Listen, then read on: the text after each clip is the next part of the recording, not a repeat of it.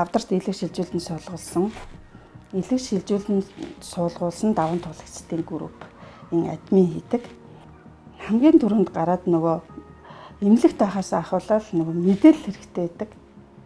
Одоо би яах одоо өглөө босоод яаж юу ууж идэх ёстой, хэдэн цагт эмээ авах ёстой гэл тэгэл нөгөө гэртээ гарна эмнэлэгт байхдаа хөдөлгөөнөөс ахуулаад хоол ундаа идгээс ахуулаад тэгээд нөгөө аягүй гам том дэглэн байдаг. Хүн нөгөө хэлхээснээ санахгүй хүчээр тэгэхээр нөгөө энэ бүрөвт ингээ байхаар нөгөө яг хүмүүс мартангуудаа одоо би ингэж би яах ёстой вэ гэдэг юм зөвлөгөө авдаг байхгүй.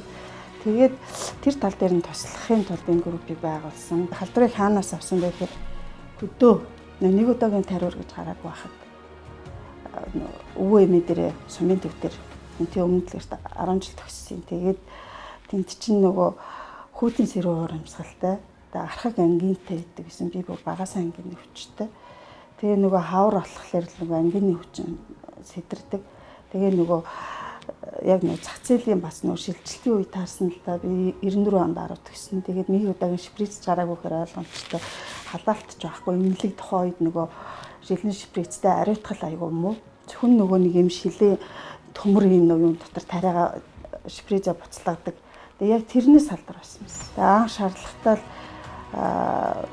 вирусээр үүсгэх чинь. Тэгээд сойсын бүжгийн багшийн ингээд нэгдүгээр курстаас оролцоод тэгээд нөгөө бусад оюутныг бодоход бид нар чинь нөгөө ширээний ард юм бичих биш биеэрээ хөлсөө гаргаж хөтөлмөрлөдөг хүмүүс. Бид нар чинь байнгын хөлрөн, байнгын усван тэр нөгөө ингээд шингний солилцоо хурдан явагдаад байхаар асан дээр юм ногоон шар биш илэг томорчдөг.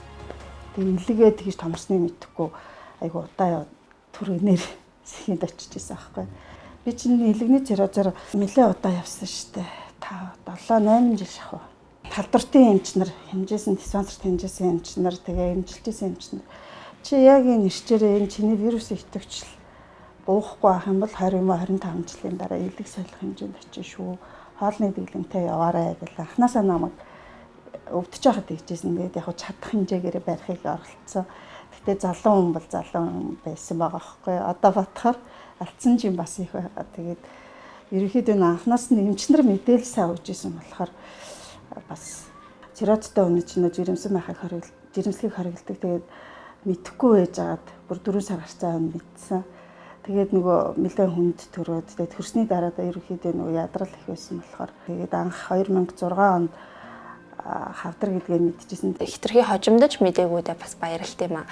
Ямар ч гэсэн илэг шилжүүлэх одоо боломжтой байна. Илгээ шилжүүлээд Монголдо бүр хийдэг болчихсон юм байна. Тэгээд бас хагалгаан амжилттай болоод цаашаа ингээд урт удаан наслах боломж байд юм байна гэдгийг сонсоод бол маш их баярлаж хүлээж авсан.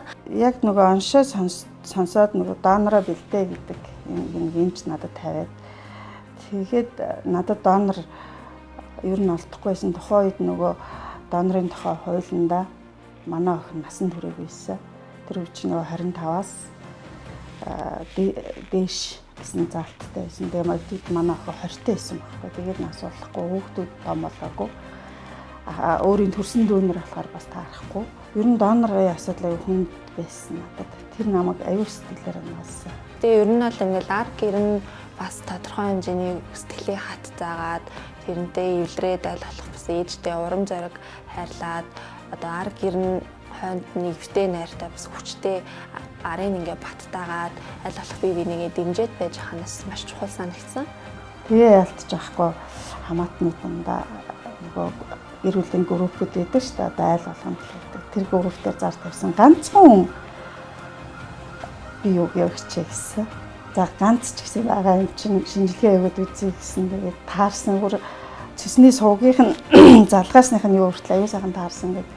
Үйл дүү маань донор болоод одоо би 5 дахь жилээ болж байна. Энэ 5 жил дотор ингээл хэрвээ би байхгүй ингээд дүү маань надад ингээд илгээ өгөөгүй энэ хорвоо дээр ингээд байхгүй байсан бол гэл ингээд болж байгаа бүх юмыг харахад аюу олон юм байгаа байхгүй юу. Би эмээ болж үзлээ. Тухайн үед би охиндоо ингээд нөгөө хинээс гарчил гэдэг. Би охиныгоо хүнтэй суугаад ачцээгээ харж чадсангүй гэдэг нэг юм бодол байсан. Тэгэхэд одоо би эмээ болцсон. Миний охин маань одоо охин маань одоо 3 настай болж байна. Хэрвээ манай нөхөр тээврийн нөөцний тээврийн жолооч хийдэггүйсэн бол зүгээр энгийн одоо юутай төрийн албаагч ч юм уу те эсвэл нэг ингээ эсвэл зөвхөн группээр амьдардаг ч юм уу тэтгэврээр амьдардаг ч юм уу хүмүүс хэрвээ ийм байх юм бол аль нэг нөгөө арай одоо дунджаас дээгүүр орлоготой байж ижлэний чи ард гарч байгаа байхгүй имчилгээ хагалгаа тэгээд дараах соёлол тэ энэ чинь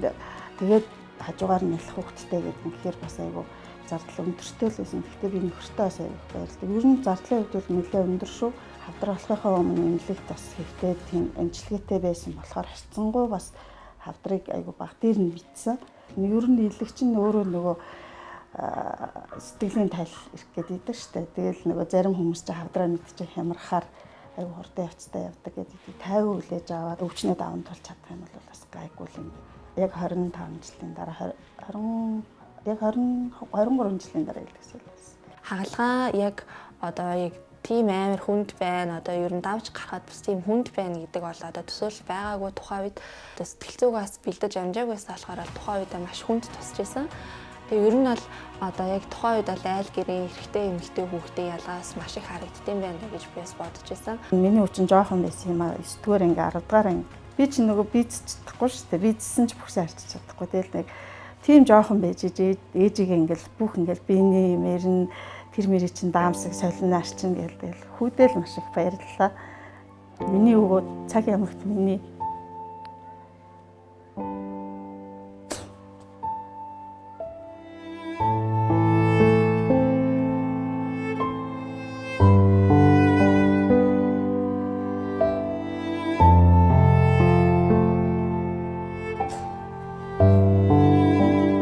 ээжигээ хөл дээр босгоход маш том тостой болсон.